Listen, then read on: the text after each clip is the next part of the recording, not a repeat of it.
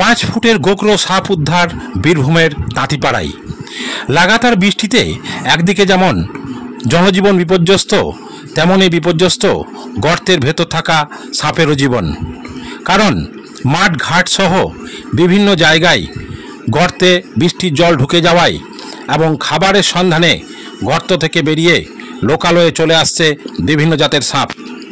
যেমন আজ সকালে বীরভূমের রাজনগর ব্লকের অন্তর্গত তাঁতিপাড়া মহাপ্রভু মন্দিরের কাছে গিরিধারী দাসের বাড়ির কাঁঠাল গাছের ওপর ঘোরাঘুরি করতে দেখা যায় প্রায় 5 ফুট মাপের একটা গোখরো সাপকে।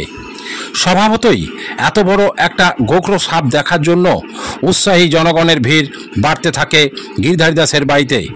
অবশেষে সমাজসেবী ও পরিবেশ বন্ধু যুবক গিরিধারী দাস রাজনগর বন বিভাগের উক্ত বিষয়টি জানায় এবং তড়িঘড়ি রাজনগর বন বিভাগের বিট অফিসার সহ অন্যান্য কর্মীরা এসে এই বিশাল সাপটিকে উদ্ধার করে নিয়ে যায়।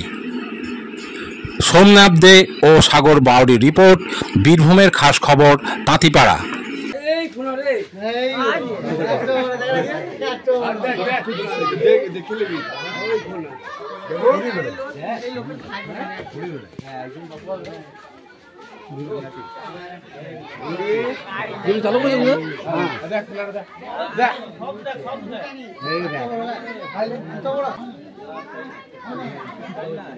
धोड़ी ले ले जाते हुए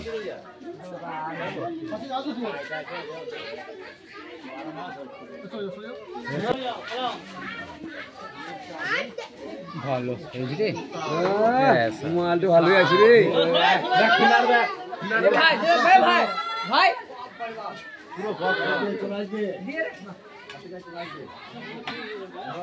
জামা জামা দে রে এ ভাই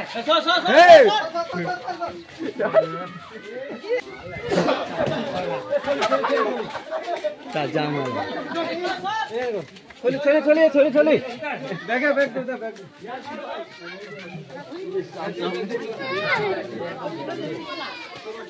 বাইরে কোথাও নিয়ে এলি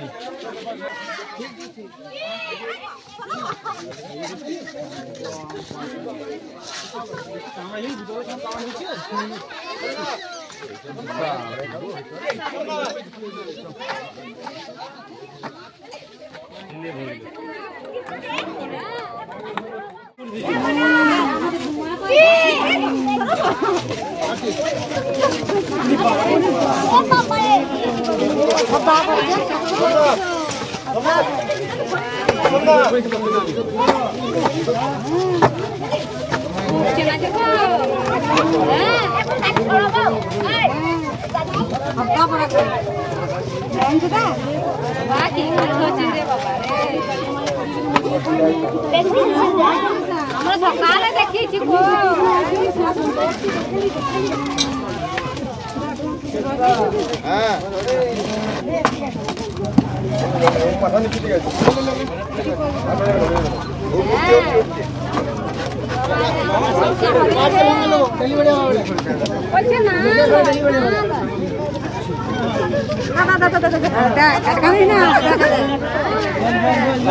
সাপটার কি নাম দাদা? সনাতন মাহাতো। সাপটার কি নাম? সেটা গোখরো।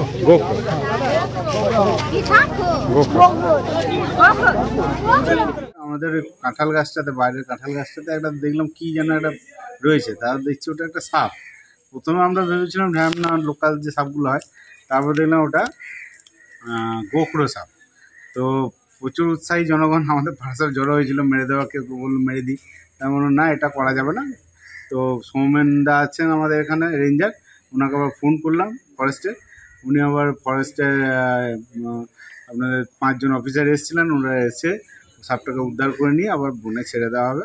আমরা চাইলাম যে সাপ যাতে না মারা হয়, বলল সাপটাকে উদ্ধার করে নিয়ে গেল সবাই। হ্যাঁ, 7 ফুট ক ফুট হবে? প্রায় 5 ফুট। ওনারা বললেন কি এই বছরে যতগুলো সাপ উদ্ধার হয়েছে আমাদের লোকালিটিতে সবথেকে বড় সাপ এটাই সবথেকে বড়। এটা খাবার খোঁজে এসছে, এখানে পায়রার বাসা আছে, তো পায়রার বাসা খাবার খোঁজে বর্ষাতে এসছে সাপটা। আপনার নাম? আমার নাম গিরিধারী দাস, তাঁতিপাড়া বাড়ি, তাঁতিপাড়া চণ্ডীনগর।